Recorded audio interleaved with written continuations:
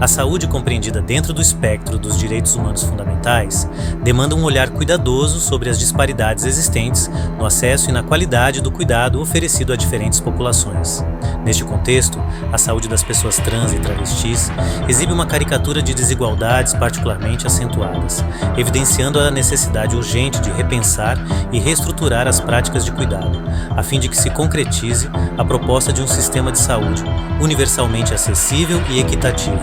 A marginalização histórica e sistêmica dessa população, perpetuada por preconceitos e estigmas enraizados nas instituições de saúde, ressalta a responsabilidade ética da saúde pública de adotar uma abordagem que ativamente busque reparar as violações de direitos humanos e a desmontar as barreiras impostas pelas trincheiras culturais e psiquiátricas, que são subjetivas, conceituais e estruturais, mas também materializadas.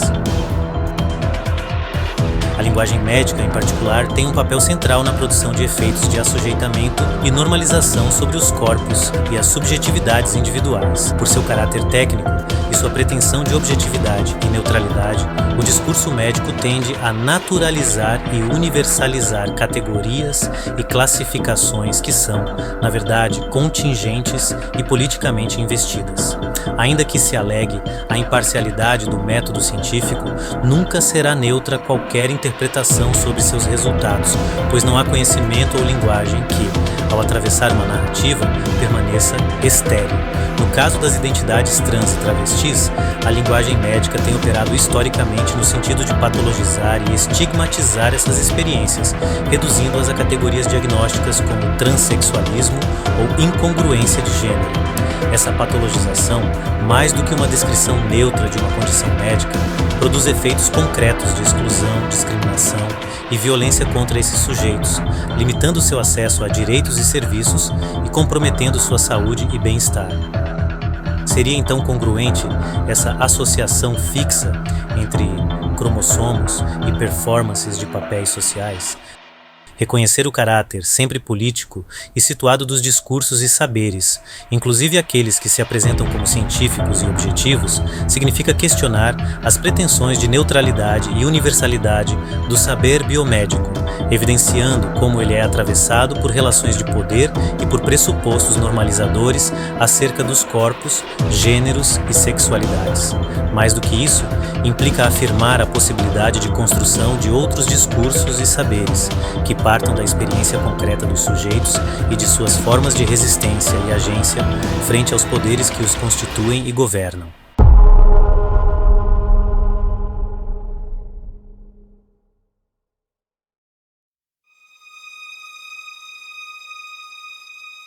Um cuidado e atenção adequados às populações trans, em suas diversidades interseccionais e de demandas de saúde, somente pode ser alcançado com questionamento incessante do paradigma de saúde, que é extremamente limitado e construído sobre bases normativas violentas. E é pensar o quão cisnormativa também a academia, a universidade, os espaços em geral podem ser.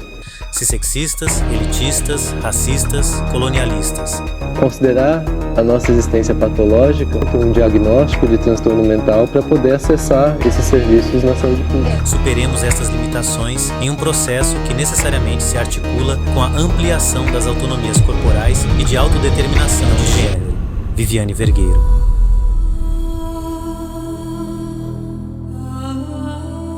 Reconhecer lugares de fala não significa se abster dos discursos, mas sim constatar que partem de locais desiguais, balizados por uma hierarquia que se estabelece e se reflete em privações de oportunidade e acesso. A lógica hierárquica que retroalimenta o circuito de privilégios precisa ser hackeada e reprogramada. Nesse sentido, espaços de poder e decisão são redistribuídos quando as fronteiras são conhecidas e tensionadas na mesma direção por pessoas que ocupam as diferentes partes desse território. O conhecimento, então, se projeta em espiral, que se alarga enquanto avança, absorvendo e integrando as experiências marginais. Um fractal, que se complexifica quanto mais se pluraliza.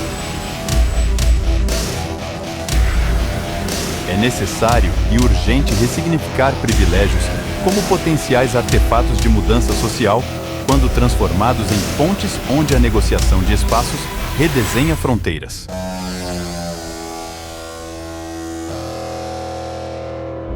A sigla LGBTQIAPN+, estabelece uma plataforma de projeção para a análise crítica das construções normativas de gênero e sexualidade. Além de categorizações sociais de grupos minorizados, ela se traduz como ferramenta analítica que desestabiliza as narrativas que historicamente invisibilizaram modos de ser e de se relacionar. Pessoas lésbicas, gays, bissexuais, trans e travestis, queer, intersexo, assexuais, pansexuais, não binários e quantas mais venham a se constituir e reivindicar.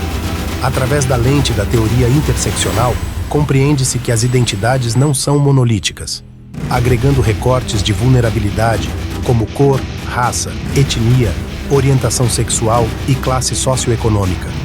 Cada letra representa fraturas nos sistemas de gerenciamento da experiência humana, que é modulada no cruzamento de várias estruturas de poder. A interseccionalidade, como proposta por Kimberlé Crenshaw, fornece um quadro para entender como essas sobreposições influenciam o acesso a direitos, recursos e reconhecimento. Abordar minoria social ou grupo minorizado atravessando os campos de Pierre Bourdieu permite entender como as diversas identidades dentro da sigla negociam o capital simbólico em campos sociais, que são saturados por uma hierarquia cis-heteronormativa. A luta por reconhecimento e legitimidade muitas vezes resulta na necessidade de um capital cultural adaptativo que pode ser utilizado para desafiar ou negociar estruturas existentes. A dinâmica social no interior de cada campo é regida pelas lutas em que os agentes procuram manter ou alterar as relações de força e a distribuição das formas de capital específico. Nessas lutas, são levadas a efeito estratégias não conscientes, que se fundam no hábitos individual e dos grupos em conflito.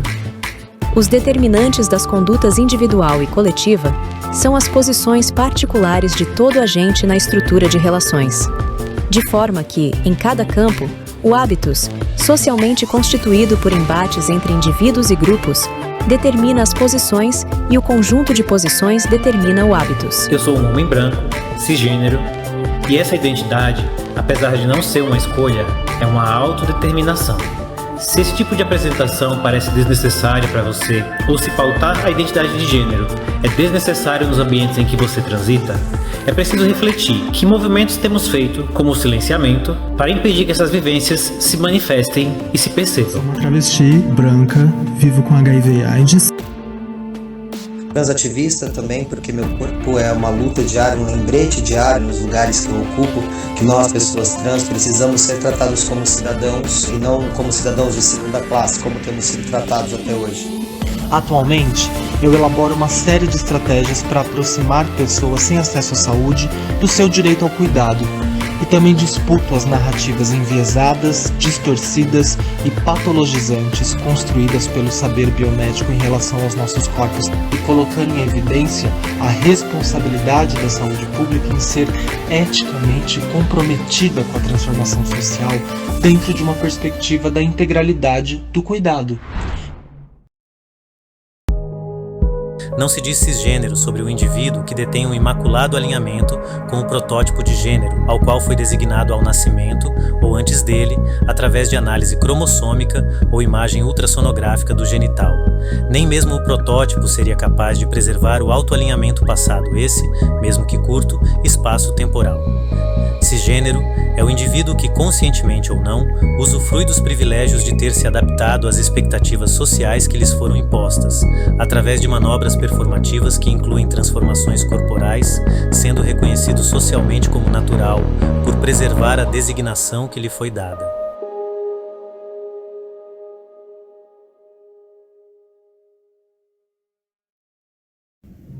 Fazer esse filme esse tempo todo aqui foi mexer em lugares que eu não revisitava há algum tempo, para tentar não entrar em lugares que as pessoas já te olham de cima simplesmente porque me colocaram sempre como um desajustado. A artimanha do sistema, eu entendo, coloca como doença, classifica uma pessoa trans como um ser doente mental, então já existe esse distanciamento vertical. Quando você conta que teu corpo, por ser vulnerável, sofreu abuso sexual, o olhar piora. Quando você diz que tentou suicídio, a distância aumenta. E aí esse lugar do eu sofro, eu sou uma vítima, mas posso falar a real? A melhor coisa da minha vida, melhor que poderia ter acontecido, é exatamente eu ser uma pessoa trans.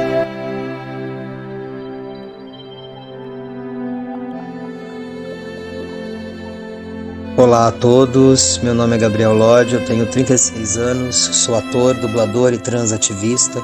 Transativista também porque meu corpo é uma luta diária, um lembrete diário nos lugares que eu ocupo, que nós, pessoas trans, precisamos ser tratados como cidadãos e não como cidadãos de segunda classe, como temos sido tratados até hoje. E uma das coisas mais impactantes que aconteceram nessa minha trajetória, eu me hormonizo há 15 anos, mas há pouquíssimo tempo atrás, foi a primeira vez que eu fui ouvido na minha subjetividade, meu corpo, não como uma existência genérica, como se todas as pessoas trans fossem iguais. Eu entrei no consultório e pela primeira vez eu fui ouvido e a minha qualidade de vida deu um salto. Eu só preciso aqui agradecer por me escutar, de verdade. Mudou minha vida e eu sei que pode impactar muitas pessoas.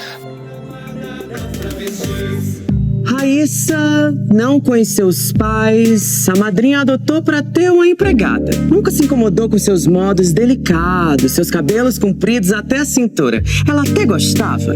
A madrinha dizia que Raíssa era a filha que ela nunca teve. Lhe dava vestidos, penteava seus cabelos compridos até a cintura, desde que ela nunca, jamais, em tempo algum, ousasse sair de casa. Uma vizinha denunciou a madrinha. Raíssa foi resgatada pela polícia com cabelos compridos até a cintura. A madrinha foi presa por escravidão e cárcere privado. No dia seguinte, os guardas rasparam os cabelos de Raíssa, que perambulou sem destino, dormindo embaixo de marquises, até que foi acolhida por Caetana. Os cabelos cresceram mais fortes, transbordando as belezas que vivem dentro da cabeça de Raíssa. Squish. Nasceu Caetana, era Caetana, depois tornou-se preta lida, depois tornou-se preta lida, Caetana, cuidou Caetana, das exiladas, das censuradas, anjo da guarda das travestis. Eu sempre fui muito cuidadosa com a minha hormonização, porque é um processo que envolve medicamentos e, possivelmente, efeitos colaterais. Inclusive, pessoas trans que fazem acompanhamento médico, que são a minoria, precisam fazer uma bateria de exames antes de receber a receita para utilizar os hormônios. Isso porque um dos efeitos colaterais mais temidos da hormonização é a trombose. Mas é importante dizer que a Sociedade Brasileira de Angiologia e Cirurgia Vascular estima que existam 60 casos de trombose venosa profunda para cada 100 mil habitantes ao ano.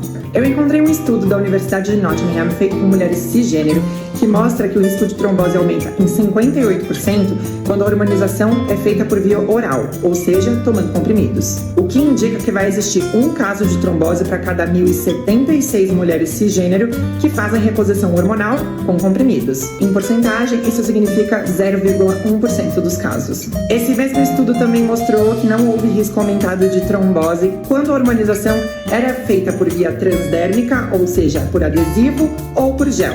Mas por que eu resolvi falar sobre isso? Muitas pessoas trans deixam de ter acompanhamento médico por sentirem que não têm as suas necessidades atendidas dentro dos consultórios. Isso sem contar outras violências que a nossa comunidade sofre por falta de preparo dos profissionais.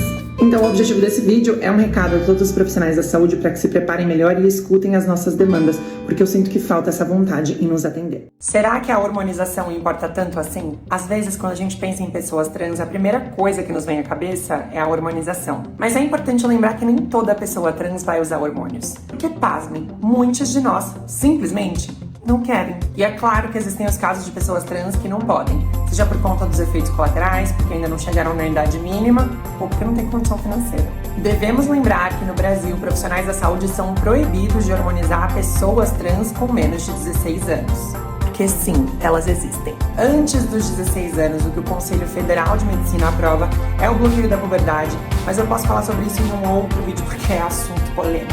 Mas ainda que não faça hormonização, toda pessoa trans, uma hora ou outra, vai precisar ir ao médico. Afinal, nós também temos de resolver questões gastrointestinais, oftalmológicas, dermatológicas e por aí vai. E é de extrema importância que toda a equipe de uma clínica ou hospital esteja pronta para nos atender. Já passou da hora dos profissionais da saúde ou pessoas que trabalham nessa área, como recepcionistas, segurança, pessoal da limpeza, aprendam e saibam que nem todo ser humano é homem ou mulher. Nem toda pessoa se identifica com os pronomes ele e ela. E ter vagina não torna ninguém mulher, assim como ter pênis não torna ninguém homem. Isso sem falar que pessoas com pênis ou vagina ainda podem ser intersexo e trans. Afinal, presumir o gênero de uma pessoa pela sua aparência, pela sua genitália ou por seu código genético é sim transfobia. Violência essa que nos afasta não só dos aparelhos de saúde, mas das escolas, do seio familiar, do mercado formal de trabalho. Eu falei tudo isso só para deixar claro que, independente das cirurgias, dos hormônios ou do que os outros digam, pessoas trans têm direito a atendimento humanizado e que respeite nossas identidades de gênero. Sou determinada, sou corajosa, mas sou muito medrosa, sou complexa, sou contraditória, trabalho com o erro, com a falha, com o fracasso. Eu sou o fracasso. Eu fracassei. Sou o fracasso de tudo aquilo que esperavam que eu fosse. Não sou homem, nem sou mulher, sou travesti. E é maravilhoso. O que inspira você? O que te traz orgulho? Eu me orgulho de usar a minha voz, não só para cantar ou atuar, mas também para aprender, ensinar e, estabelecendo essa troca, poder brincar e amar. Eu me orgulho de ser linda quebrada e brado para além da representatividade, para que tenhamos dignidade e respeito. É nessa direção de uma sociedade plural e singular que nos movemos. O nosso orgulho ele existe enquanto a gente ocupa espaços que antes eram negados e agora são aclamados. O que você quer ver? Pessoas como você? Eu não quero ser a única, nem a primeira e nem a última. Eu quero me ver, pertencer, acolher e ser acolhida e surpreendida. E você? Quer o quê?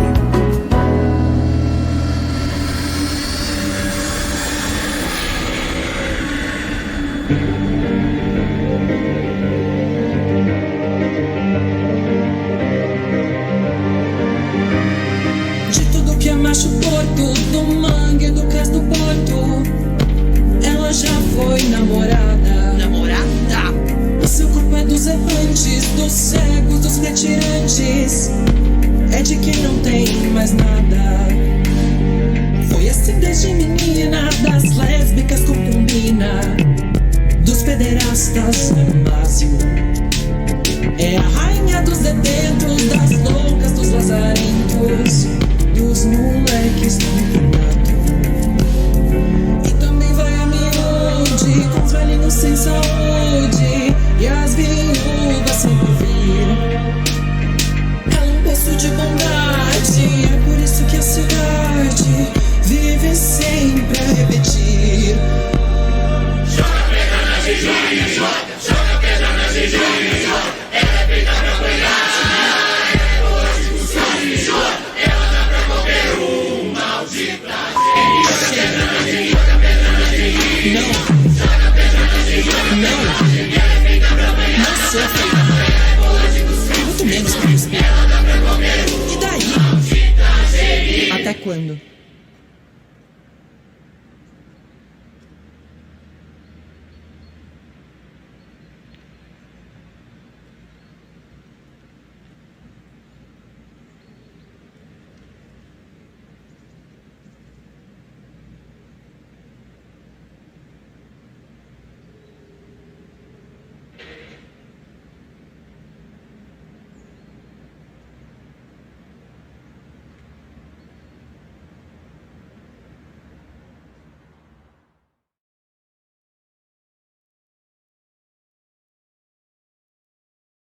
Queridas senhoras e senhores da Escola de Psicanálise da França, senhoras e senhores da Escola da Causa Freudiana, e não sei se vale a pena saudar também todos aqueles que não são senhoras nem senhores, porque duvido que haja alguém entre vocês que tenha renunciado legal e publicamente à diferença sexual.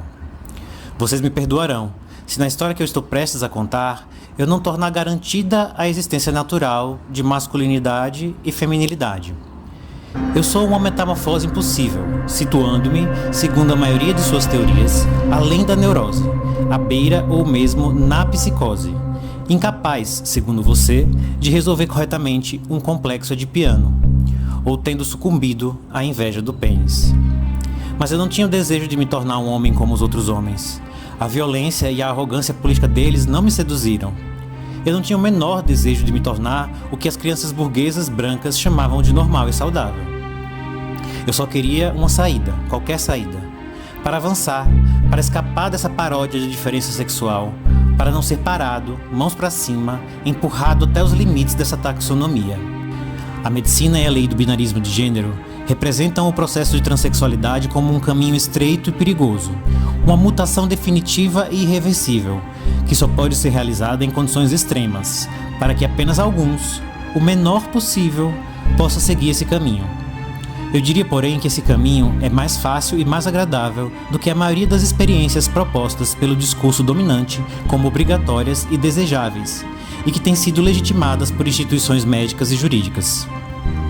Eu diria até mesmo que, ao contrário do que muitas vezes se diz, o processo de mudança vem com a transgeneridade e é uma das coisas mais belas e alegres que eu já vivi na vida. Tudo que é terrível e assustador sobre a transgeneridade não está no processo da transição em si, mas na forma como os limites entre os sexos punem e ameaçam matar qualquer um que tente cruzá-los. Não é a transgeneridade que é assustadora e perigosa, mas o regime da diferença sexual e os limites que a medicina propõe. E lhes digo isso a partir da minha posição trans, um corpo não binário que teve que se transformar para poder sair de sua velha jaula e sobreviver inventando, dia após dia, de forma precária, outras práticas de liberdade.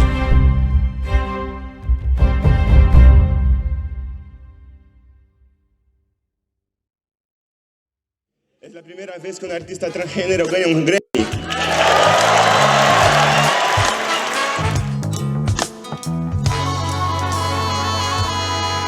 Tudo começou com o sol. Fizemos a praia no quintal de casa. Tudo muito aceso. And our body in the sun. We kiss it slow and softly. A areia espelhou azul. Baby, vem dormir comigo. Baby, sente a luz do sol. Baby, sussurrar no ouvido baixinho. Que acordar comigo é um travesseiro de manhã. Eu não sou de beber, mas se beber melhora. Esse bebê me adora, baby. Traz logo esse rosé com esse licor de amora. Nossas línguas namoram e o jambo treme. Me beija, seu balanço me suspende. Tô derretendo, ai, ai, na sua frente. Tô derretendo, ai. E o Latin Grammy vai para Índigo Borboleta New Lineker!